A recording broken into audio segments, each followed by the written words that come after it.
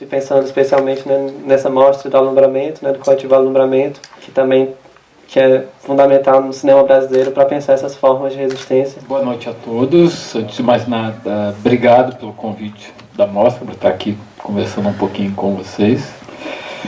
É um tema que pode suscitar praticamente tudo.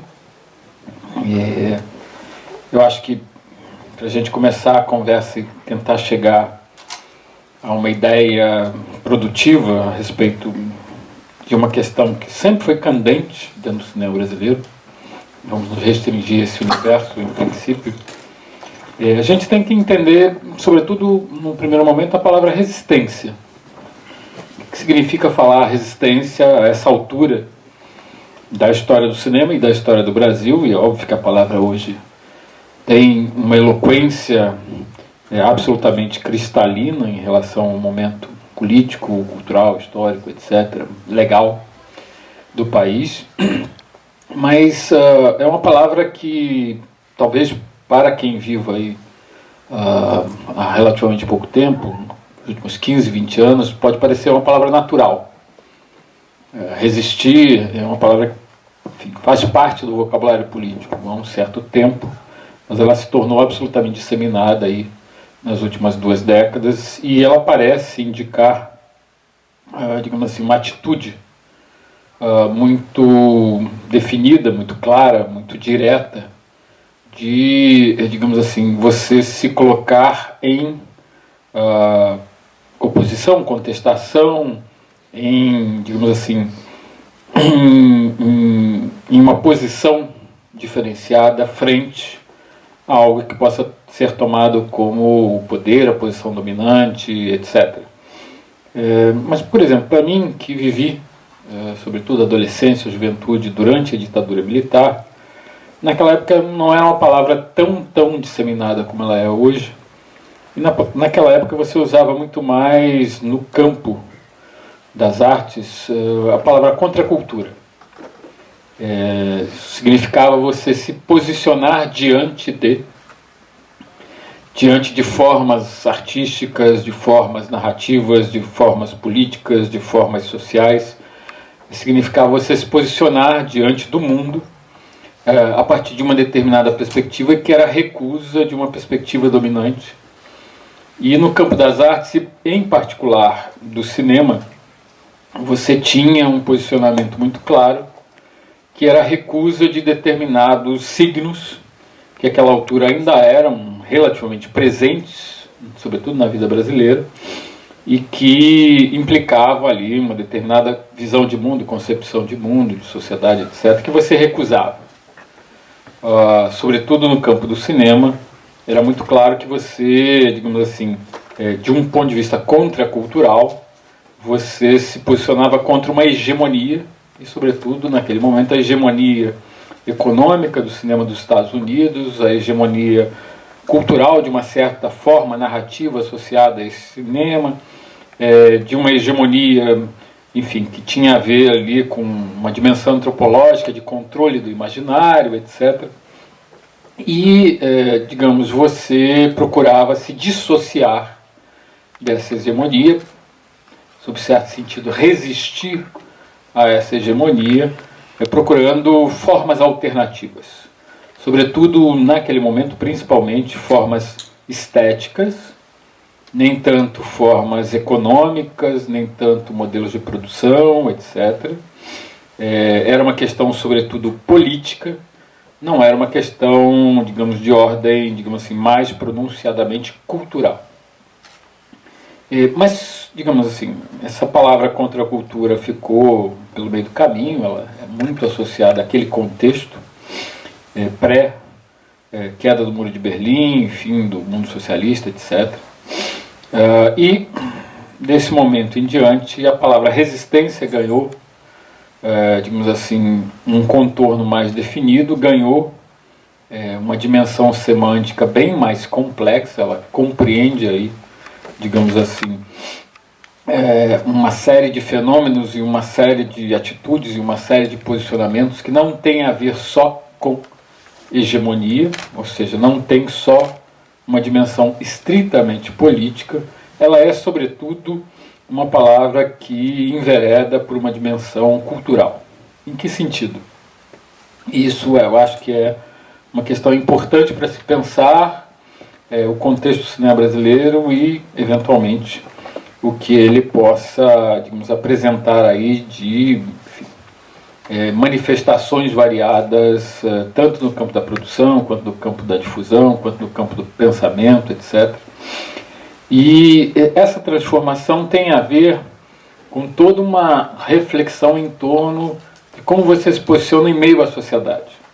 Tem a ver com uma série de movimentos que acontecem desde os anos 90, por exemplo, desde os zapatistas, atravessa as primaveras, como a Primavera Árabe, chega aqui no Brasil com todo esse contexto tumultuado dos últimos anos, e chega inclusive com uma dimensão que às vezes parece clara, mas não é tão clara assim.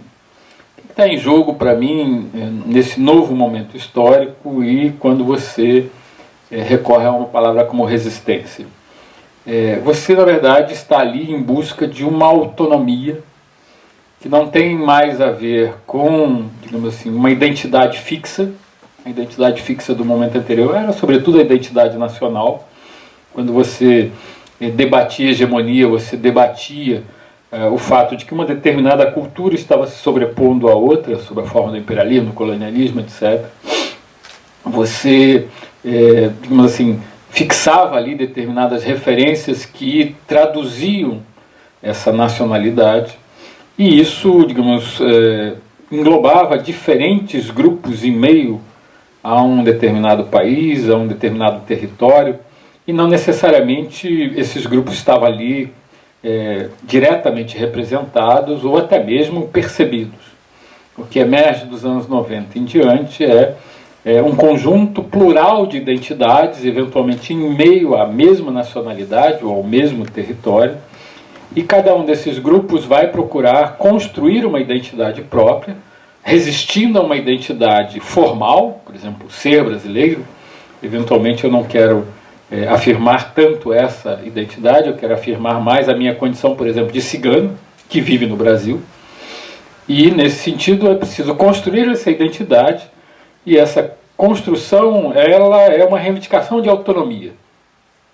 Antes de tudo, eu sou cigano. Não interessa se eu sou um cigano argentino, brasileiro, húngaro, boliviano, etc. Eu sou cigano.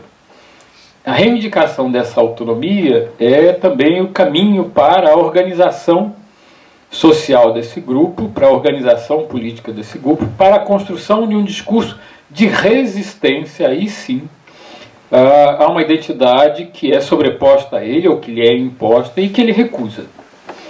Então, de alguma maneira, você põe em discussão a ideia sobre algo, o que pode nos levar, por exemplo, para o campo do cinema brasileiro, e pode nos levar ao questionamento: o que é o cinema brasileiro? Que ideia é essa? Que proposição é essa? O que está se apresentando aí quando eu simplesmente anuncio essas palavras cinema brasileiro?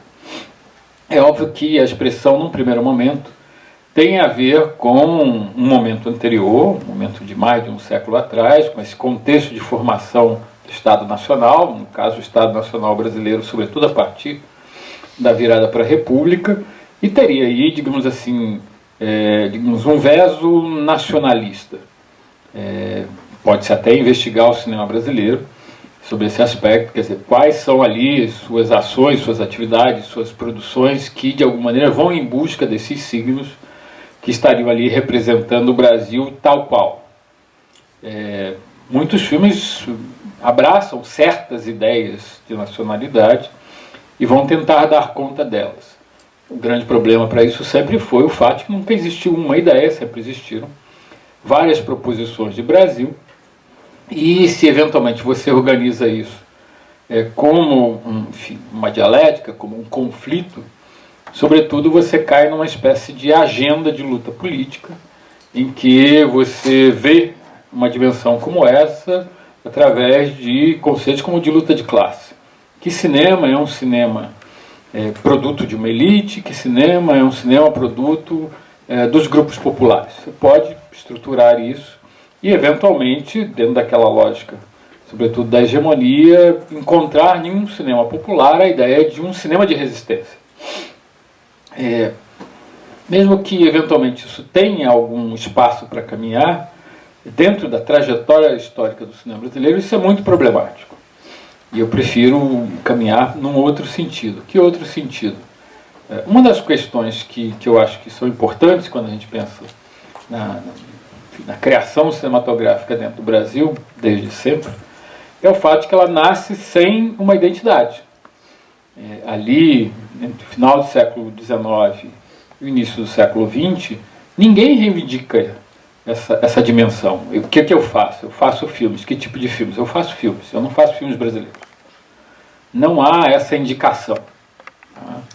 Eventualmente, inclusive, num certo momento, nos 10 primeiros anos, a rigor, nenhuma pessoa nascida no Brasil fazia cinema no Brasil. Quem fazia cinema no Brasil eram pessoas que tinham nascido em outros países. Eram estrangeiros, eram imigrantes, etc. Talvez por isso, mas eu acho que por outras questões mais amplas, mais profundas, não se reivindica essa identidade. Portanto, você não tem algo mais definido, eventualmente você não tem algo que você vá eventualmente resistir a. Há uma plena integração da produção fílmica desenvolvida aqui. É um certo sistema que ainda está sendo montado, que é o sistema de comercialização do produto cinematográfico, um sistema que é montado fora do Brasil, não é montado aqui dentro, onde nós nos inserimos de uma forma tranquila, sem atritos, sem questões. E quando esse sistema se monta, inclusive, a eventual produção que existia aqui, ela é colocada para fora desse mercado. E aí eu acho que nasce um aspecto que marca a ideia de resistência no sentido mais amplo dentro do Brasil, que é o fato de que nós estamos excluídos, vamos dizer, do nosso próprio território. Estamos excluídos do mercado formal no sentido econômico, de ocupar as salas de exibição, etc, etc, etc. Estamos excluídos da possibilidade de montar uma base mais significativa de construção da própria atividade cinematográfica no Brasil, que, de alguma maneira, seja pelos exemplos estrangeiros, seja pela discussão ideológica que se montou no Brasil, acabou se fixando como uma dimensão industrial. E essa discussão durou décadas. Vai chegar, inclusive, aos anos 70, na medida em que, por exemplo, quando o cinema novo, ou quando as pessoas que se organizaram em torno da distribuidora, da Embrafilme, etc., reivindicam a ideia de que não, precisamos fazer essa atividade crescer, ganhar fóruns industriais, estabelecer aí algumas bases técnicas, tecnológicas, econômicas, enfim, políticas, legislativas, etc., você está ali buscando ainda àquela altura esse modelo. Esse modelo, sobretudo do ponto de vista ideológico, é o que atravessa boa parte dessa história. Digamos assim, seria o nosso paradigma. Esse modelo, de alguma maneira, sofre algumas contestações ao longo ali das primeiras décadas, mas que são relativamente pontuais. Ensejam algumas práticas ou algumas formas de resistência à exclusão, que a maior parte dos produtores, realizadores, que a maior parte das pessoas que lidam com o cinema tem ali àquela altura. E aí é muito interessante pensar num nome que normalmente é colocado ali de lado na nossa historiografia, que é o Luiz de Barros, que num primeiro momento pensa trazer para o cinema um modelo absolutamente tácito de criação, realização, comercialização cinematográfica, que é o europeu, e ele faz essa transposição como se fosse algo natural. Ele chega da Europa, chega da Suíça, da França, começa a fazer cinema aqui no Brasil, e de repente ele descobre que a empresa que ele monta tem cada vez menos inserção num mercado cada vez mais dominado pelo produto estrangeiro, e ele chega a certa altura a um esgotamento completo. O último filme dele ele nem consegue lançar, e ele é obrigado a encerrar sua produtora, a Guanabara Filme, ali em 1923. E ele vai para uma reflexão do tipo, bom, ou eu saio desse mundo, ou se eu ficar nesse mundo eu preciso encontrar formas de inserção mínima, de sobrevivência mínima, de construção de um discurso cinematográfico que tem alguma repercussão, E isso vai me levar a que situação, que condição, que descoberta ou que isolamento. Digamos assim, o Lulu é uma pessoa que, ao longo de décadas, vai encontrar formas muito curiosas de, digamos assim, financiamento, de digamos, parceria com um sistema que lhe é refratário, de inserção de seus filmes dentro desse sistema e de sobrevivência, literalmente de sobrevivência. Ele nunca enriqueceu, apesar de ter sido a pessoa que mais filmou na história do cinema brasileiro, ele nunca enriqueceu com essa atividade. Ele mal e mal chegava ao próximo filme e ele tinha que se reinventar de tempos em tempos no sentido de sobreviver a essa exclusão, vamos dizer, estrutural que ele descobriu já ali na primeira década do século XX. As formas que ele inventou se tornaram folclóricas, que é uma forma de desqualificação de um processo de sobrevivência que é atroz. A gente não deve repetir aqui o folclorismo em torno da trajetória do Luiz de Barros, mas examinar seriamente as soluções que ele foi encontrando de um ou de outro jeito, de se associar, por exemplo, a um teatro erótico em meados dos anos 20, de se associar a uma indústria do disco na virada para os anos 30, de se associar a um estúdio formal ali em meados dos anos 30, de sair desse estúdio formal e se associar aos exibidores já em meados dos anos 40, ou eventualmente já mais para meados dos anos 50, procurar pessoas que tivessem dinheiro e que estivessem dispostas a investir um pouquinho numa atividade com a promessa de lucro. Lucro que efetivamente nunca foi muito grande, se é que existiu em alguma medida, para a maior parte dos filmes que ele fez a partir de 1950. Então, ele tenta encontrar soluções, não necessariamente essas soluções são efetivas, e ele inclusive vai para, digamos assim, soluções formais, literalmente formais, e soluções de produção, que significam, digamos assim, assumir em grande medida as restrições. Eu diria assumir a pobreza a que ele é obrigado por essa exclusão, digamos assim, do mercado que lhe seria próprio, exclusão de um processo industrial que nem vem a se dar, exclusão ali de uma possibilidade efetiva de um cinema brasileiro, ainda que talvez na cabeça dele, no sonho dele, fosse um cinema industrial, comercial, etc, etc, etc. Uma das coisas que ele faz bom, se eu não tenho grandes recursos para filmar, eu vou ter que eliminar os custos do meu filme. E ao eliminar certos custos, ele, por exemplo, vai para a famosa estratégia de não ter copião para realizar o processo de montagem. Ele montava direto no negativo. Então ele elimina um custo, ele elimina uma etapa, ele torna o processo muito rápido e ele dá respostas muito efetivas às brechas que se abrem para ele dentro desse universo que se lhe apresenta ali, sobretudo a partir dos anos 30, que é o universo de um mercado consolidado para o produto hollywoodiano no Brasil. Então, de alguma maneira, é uma condição maior, é uma condição estrutural que vai levar, inclusive, a soluções, digamos assim, literalmente estéticas, ou de modelos de produção, ou até de estratégia de sobrevivência literalmente econômica, que vão se apresentar de tempos em tempos. Dando um salto muito grande, um outro grupo e uma outra figura que vão desenvolver uma estratégia, digamos assim, fora do comum, fora do padrão que se esperaria de uma atividade de natureza industrial em princípio, é o Nelson Pereira dos Santos, com a famosa produção do Rio 40 Graus, uma produção cooperativa, uma produção que reúne jovens entusiasmados com a criação cinematográfica, mas sem maiores recursos, uma produção inclusive que até hoje não teve fixado exatamente as bases de sua constituição.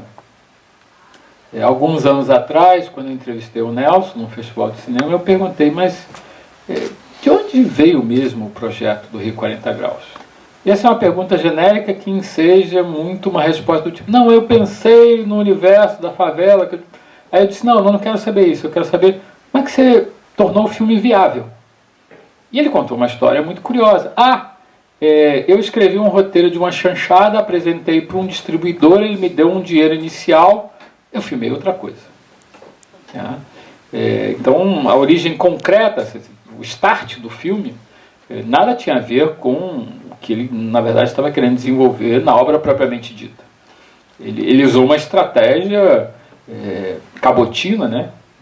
Disse uma coisa, fez outra, e conseguiu algum recurso com o Mário Falaschi, que era o dono de uma distribuidora chamada Unida Filme, que basicamente produzia chanchadas para preencher espaços marginais do mercado. Então, tem toda uma fortuna crítica e de histórias sobre o Rio 40 Graus, mas eu acho que este aspecto é um aspecto muito importante, porque é um aspecto que viabilizou de fato a existência da obra. Então, eventualmente, nessas relações possíveis entre realizadores, produtores e possíveis fontes de financiamento, como é que você chega ali e negocia o seu produto, o seu projeto, a sua criação?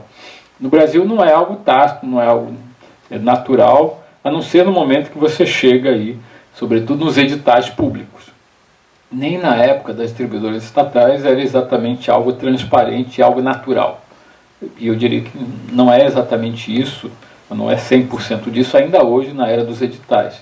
Mas lá, por exemplo, nos anos 50, em que você tinha poucas fontes de financiamento, e sobretudo para uma figura como Nelson, que não queria mais fazer um tipo de cinema proto-industrial, tal como se apresentou ali, sobretudo nos estúdios como Cined, Atlanta, Veracruz, Maristela, ele queria alguma outra coisa. Como fazer isso? Como viabilizar isso? Como, de fato, conseguir, por exemplo, dinheiro para fazer a filmagem? E a estratégia dele é uma estratégia muito curiosa, quer dizer, ele não tem opção. O que ele diz é, vou fazer uma chanchada, quer dizer, vou fazer o produto padrão do mercado a essa altura, e no momento seguinte a gente não faz e vê quais são as consequências. Se tiver consequências ruins, vamos lá para a justiça. O Nelson estudou Direito lá na sua juventude, se não, ótimo, vamos lá, vamos ver se a repercussão talvez nos salve aí de algumas outras questões. O filme tem outras dimensões, tem até envolvimento do Partido Comunista, etc., mas a origem primeiríssima é essa atitude de entregar um roteiro que, infelizmente, não sobreviveu, que é o roteiro de uma chanchada. Então, como resistir, e não mais resistir como confronto, como conflito. Nelson não se conflituava diretamente com o pouco de cinema brasileiro que existia ali naquela altura, mas ele discordava conceitualmente, ideologicamente, esteticamente, de um tipo de cinema que se formou dos anos 30 aos anos 50, sobretudo se consolidou nos anos 50, seja pelo lado da chanchada, seja pelo lado de um drama mais austero, mais supostamente sério, à la Veracruz. Ele discordava disso e queria fazer alguma outra coisa. Eventualmente você pode dizer, ele queria resistir a um padrão dominante da cinematografia brasileira. Não sei se chegar tanto aí a essa altura, mas certamente ele discordava desse padrão. Ele queria um outro caminho, eventualmente uma via alternativa, e ele queria, sobretudo, um tipo de cinema que, do ponto de vista estético, e por trás disso um certo modelo de produção, um outro cinema que, do ponto de vista estético, discutisse o Brasil, ou discutisse uma certa ideia de Brasil, num outro sentido. Eu acho que aí nasce, de fato, uma consciência de uma divergência, não necessariamente de uma resistência, mas de uma divergência frente a modelos de produção que eventualmente pudessem vir a ser considerados, e o foram, sobretudo, a partir dos anos 60, modelos dominantes e modelos, a essa altura, criticados e bastante criticados, como equivocados, estagnados, ultrapassados, conservadores, etc, etc, etc. Nos anos 60, você persiste no que eu chamaria de uma certa ambiguidade, porque você quer fazer um novo cinema, mas dentro de padrões que, no fundo, ainda tem a ver com velhas práticas. De onde vamos tirar o dinheiro, cadê uma base de produção tecnologicamente mais significativa, queremos fazer filme colorido, queremos que tenha uma revelação melhor, queremos usar refletor de Fresnel, queremos ter GRU, queremos isso, queremos aquilo, eventualmente não temos, vamos fazer alguma outra coisa, mas se busca, e se busca muito. Nesse sentido, pensar no cinema novo brasileiro é pensar que o grande projeto coletivo deles, a transformação, digamos assim, da ação do grupo em algo socialmente inserida, era o Garota de Ipanema, a primeira produção colorida desse grupo, uma primeira produção cercada de toda a condição técnica possível ali àquela altura. Você vai filmar na praia de Copacabana com refletor, como Hollywood fazia. Quer dizer, você pensar que é o cinema novo e ao mesmo tempo você está ali na praia de Copacabana com um Fresnel de 10 mil sobre o ator, parece uma incongruência, uma contradição absoluta, mas na verdade não. O grupo pensa em dar um salto justamente para bases industriais mais fixas, mais perenes, mais assentadas, e isso inclusive se desdobra, não exatamente de forma absoluta, mas em vários aspectos se desdobra lá na ação que eles vão desenvolver em relação à Embrafilme. Inclusive o Cacá Diegues tem uma expressão que diz que a Embrafilme era uma indústria cinematográfica de Estado, o único caso desse sentido no mundo. Não é exatamente isso, mas enfim, era uma percepção que eventualmente o grupo tinha disso. E eu acho que até esse momento você, de alguma maneira, prossegue muito ambiguamente em relação a como se colocar, como se postar diante de modelos de criação, de produção, de recepção, que eventualmente dessem conta aí de uma certa ideia de cinema no Brasil. Visto retrospectivamente, você considera que, de fato, uma ideia de resistência, digamos assim, completa, digamos assim, esse modelo amplo de realização cinematográfica no Brasil, teria nascido ali com a Bel Air, com a experiência do Rogério de Ganzella, do Júlio Bressani, da Helena Inês, em torno da realização de 7 filmes iniciados ali em 1970. Retrospectivamente, até pelo que aconteceu com os filmes, com os próprios realizadores que foram para o exílio, os filmes jamais foram lançados comercialmente, etc. Pode-se dizer que sim, porque os filmes inclusive carregavam ali certas inflexões que o levavam inclusive mais para essa dimensão de uma experiência encerrada em si mesma do que de uma possível inserção dentro de espaços e mecanismos mais tradicionais, mas na origem eles queriam isso. O Júlio sempre disse que a experiência da Bel Air deveria ter sido uma experiência comercial radical.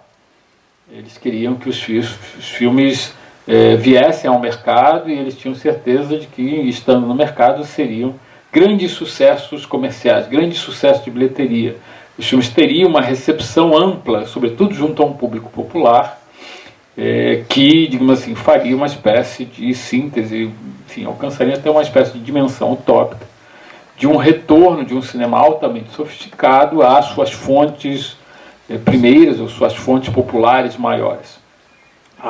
Digamos assim, toda uma concepção nova de cinema que surge ali e que eventualmente, claro, resiste no sentido, sobretudo, estético às concepções anteriores e não mais simplesmente a uma produção industrial típica dos anos 50, mas, sobretudo, a certas inflexões que o cinema novo e outras experiências de cinema ali dos anos 60 apresentaram. Eles começam a se afastar disso, vão buscar inclusive uma interlocução com o cinema de mercado anterior, dos anos 30, dos anos 40, e pensam a experiência da Bel Air nesse sentido, mas ela historicamente não se deu da forma como eles pensavam, ou da forma como eles propuseram. Ela se deu sob a forma de uma exclusão total. E essa exclusão total acabou sendo trabalhada ao longo do tempo, num sentido que eu chamaria de muito mais mítico do que de qualquer outra natureza, e ensejou aí uma ideia de resistência e uma ideia de autonomia, que eu acho que é o ponto central aí dessa questão, quer dizer, você não depender de nenhuma instância regular, de nenhuma instância tradicional, de nenhuma instância formal da sociedade, e você ter uma autonomia absoluta de meios de produção, de atitude estética, de inserção da sua obra em meio à sociedade, que lhe garante essa autonomia e lhe dá, inclusive, essa liberdade absoluta de se dirigir a todo e qualquer um, a tudo e a todos, de abraçar qualquer tema e expressar ali, digamos assim, seu ponto de vista, sua reflexão sobre a sua expressão pessoal sobre aquilo,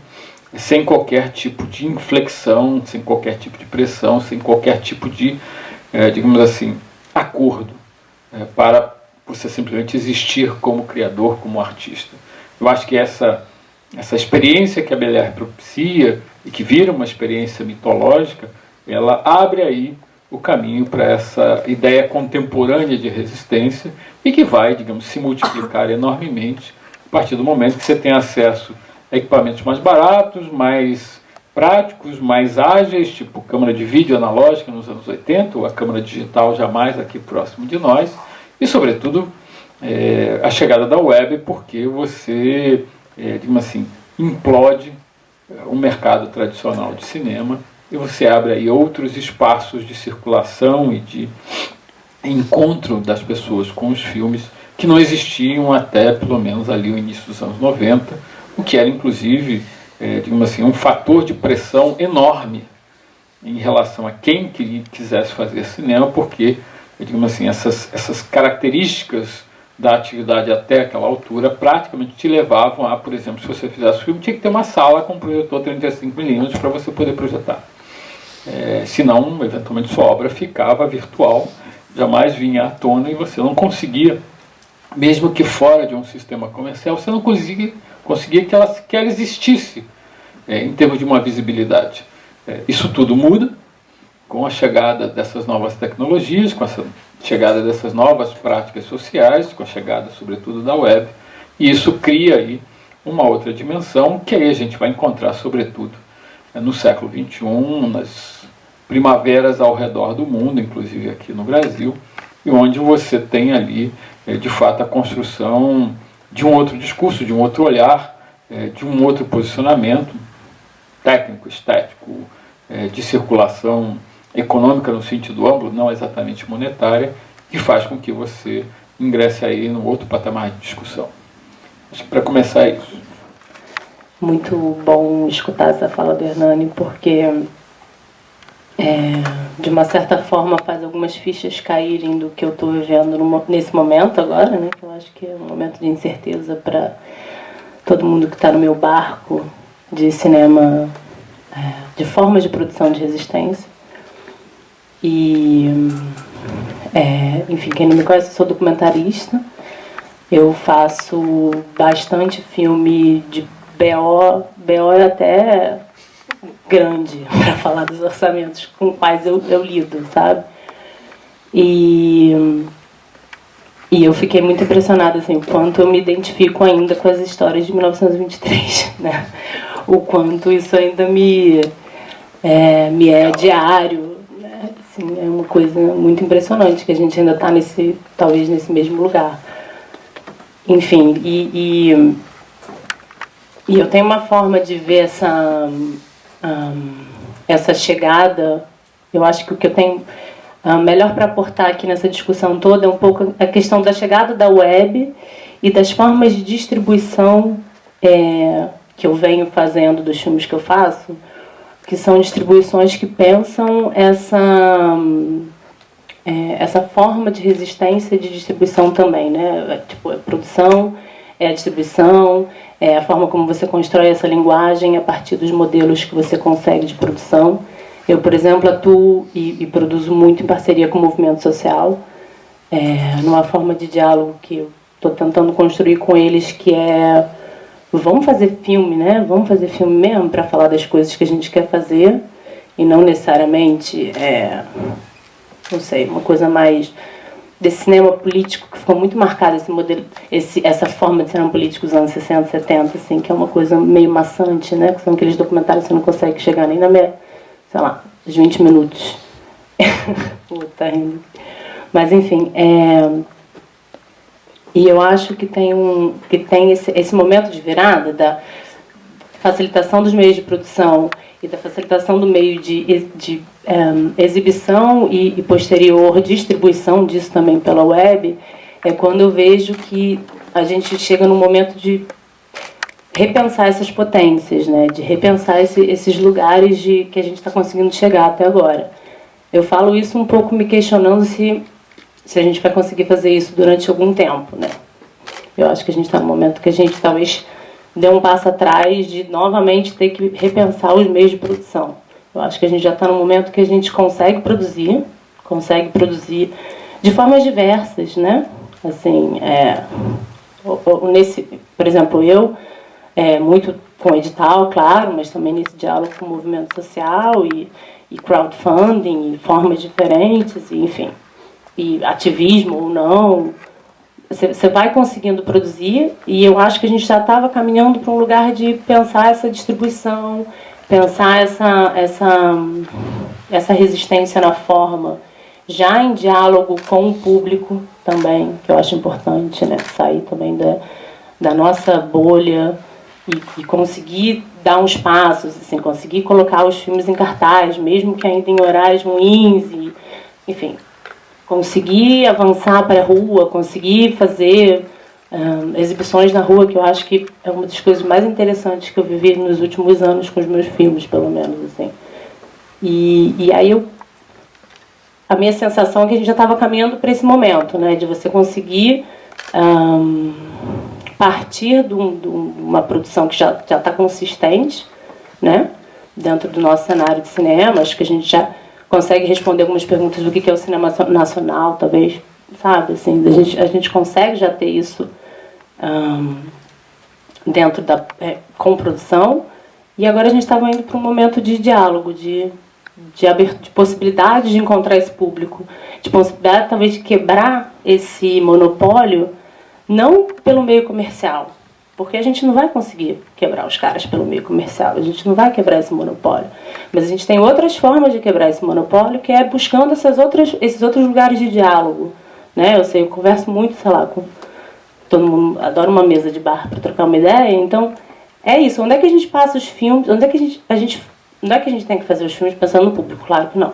Essa é uma discussão já ultrapassada, mas é assim, como é que a gente faz esse filme chegar nesse público? Ainda que não seja pelo cinema, ainda que não seja pelo edital, né?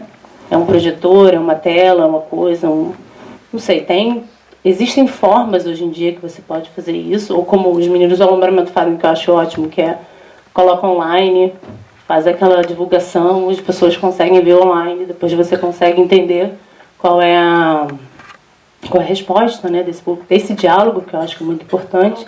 Eu fico pensando muito na questão da contranarrativa, né? Porque eu acho que agora também, desde 2013, a gente tem uma construção de contranarrativa, talvez um pouco mais forte também relacionada ao cinema, né? Você consegue também, por essa difusão mais possibilitada pela internet, e mais facilitada pela internet, você consegue pensar essa contranarrativa que talvez seja uma nova forma dessa contracultura, né? De você fazer com que isso chegue até as pessoas, assim, coisa que estou meio formulando agora, mas eu acho que a gente pode pensar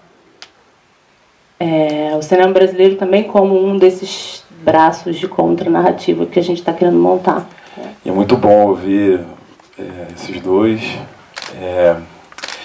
E eu, quando fui pensar o título, eu também penso na questão do ato de resistência.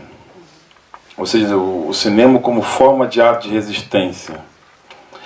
E eu fui me aproximando um pouco da forma de resistência que eu entendo como uma forma de resistência do alumbramento. E eu dividi minha fala em 3 partes, que eu vou tentar fazer ela de uma parte só. Existe uma palestra que o Borges deu em Harvard, que virou um livrinho pequeno, chamado Esse Ofício do Verso. E lá pelas tantas, eu acho que pelo 2º capítulo, ele fala: é preciso ser fiel ao sonho e não às circunstâncias. É preciso ser fiel ao sonho e não às circunstâncias. Eu sei que talvez a gente tenha que entrar numa nova definição da palavra sonho. Mas assim, eu penso que o ato de resistência como sonho é o sonho que é um tipo de vontade de potência. Não é esse sonho voluntário. É o sonho como um ato de uma vontade de potência. E eu sinto que quando eu comecei a entrar em contato com os filmes de alumbramento, a primeira relação que eu tive com os filmes foi sobre o ethos, ou a vontade de fazer filmes, né? E as condições para se fazer filmes naquele momento no país. E, de uma certa forma, eu via que era importante para se fazer filmes naquele momento, entender tanto, por um lado, as circunstâncias que aqui foram muito colocadas, mas a chama do sonho, né? Ou seja, todos eles eram, as pessoas os que eu conheci, todos os que eu conheci inicialmente, eram todos amantes do cinema. E, de certa forma, o ato de resistência dos filmes de alumbramento passa por essa força que o sonho, ou a vontade de potência que o sonho tem no ato de fazer uma obra de arte. Esse é um primeiro ponto. Num segundo momento, talvez a gente pudesse falar assim, de a resistência como um ato de amor. Um ato de amor a quê? Um ato de amor, primeiro ao cinema, mas também um ato de amor ao outro. Como se o cinema pudesse nos libertar de um certo solipsismo. E por isso a questão central da amizade em muitos dos filmes. Mas não a amizade como um necessário acordo, ou como um tipo de bom senso, ou um bom termo entre eles, ou ou simplesmente pertencer a um grupo de amigos.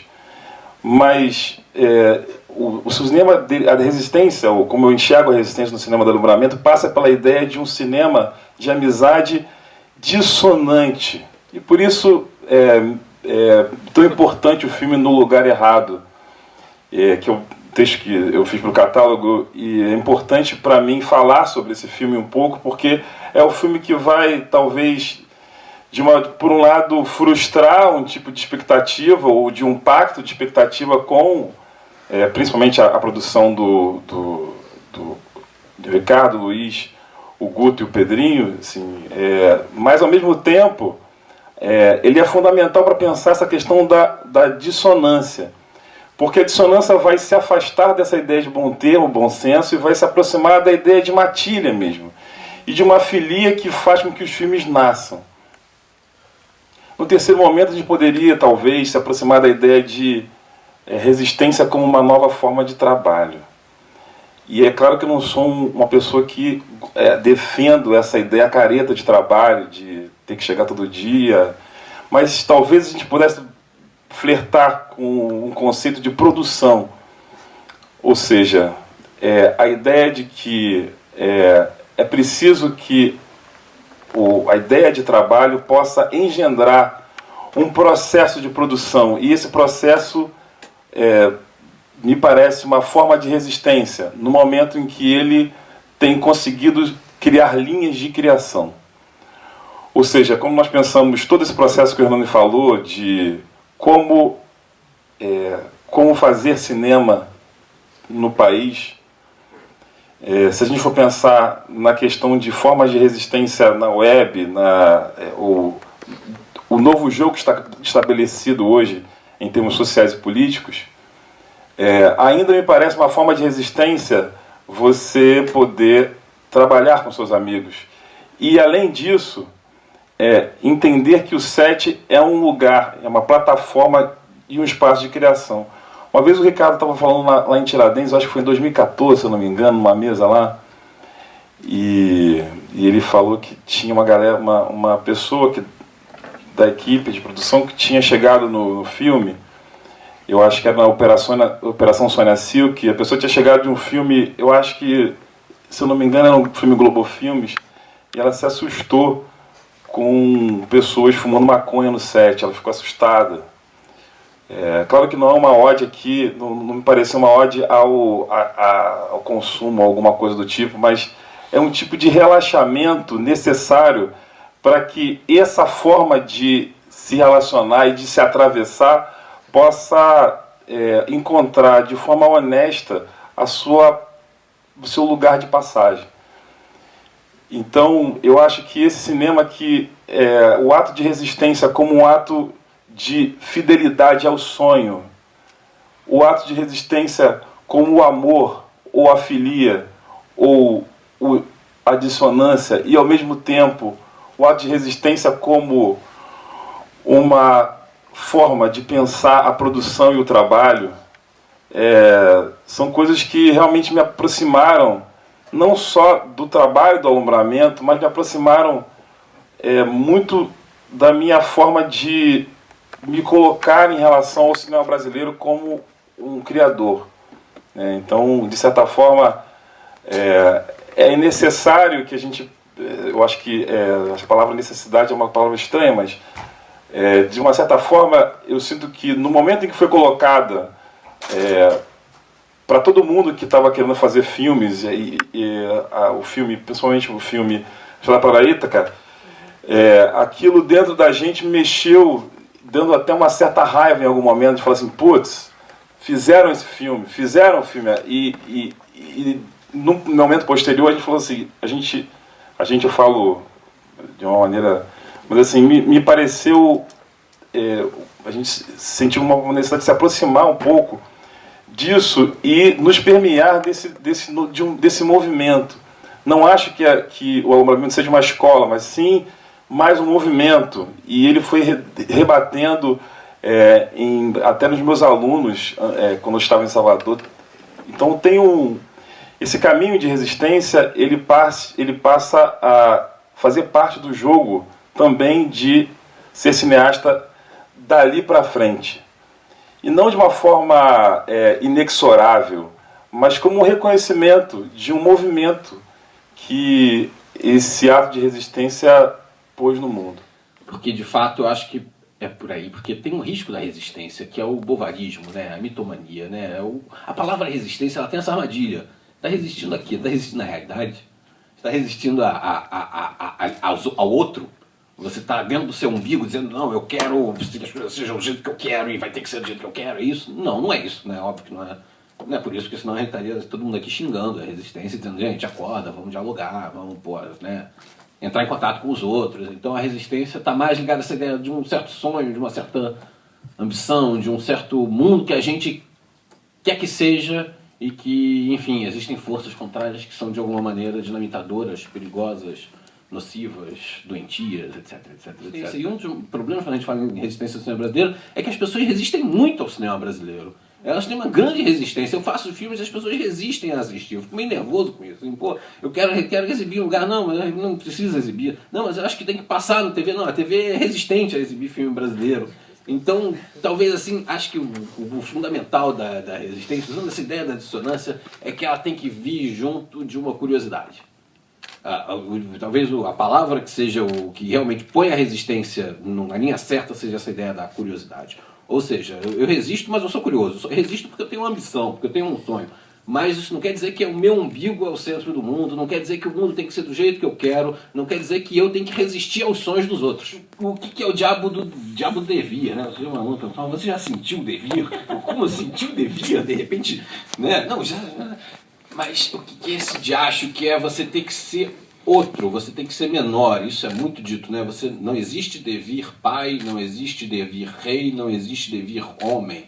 É sempre devir órfão, é sempre devir mulher, é sempre devir pobre, né? Que é sempre o minoritário. E aí é uma resistência. Acho que a gente está nesse dilema hoje no país. A gente tem que saber, a gente está resistindo aqui, a gente está pretendendo o quê? A gente está armando o quê? Inclusive em relação ao filme que a gente quer fazer amanhã. Né? Assim, que diabo é isso? Resistir, inclusive, à tentação de ficar no mesmo lugar confortável, de ter as velhas certezas constituídas. E o diabo da gente acreditar muito nos nossos projetos é que eles se transformam e os nossos sonhos nunca são realidade. No dia que o sonho virar realidade, danoso, pelo dia seguinte vai virar pesadelo, né? Então a gente tem que, na verdade, estar sempre, talvez, não resistir a inventar novos sonhos, a inventar novas possibilidades de realidade. Como é que os caras conseguem, lá em Fortaleza, num lugar, enfim, que tem muito mais dificuldade para fazer cinema do que aqui no Rio de Janeiro, né? Conseguem, de repente, criar uma célula criativa que eles se juntam, que eles têm uma energia incrível juntos, e essa parceria, de repente, faz esses filmes que a gente vê e, caramba, dá vontade de fazer mais filme, que legal, né? Não sei o que, porra. Então, aí a gente sente essa energia.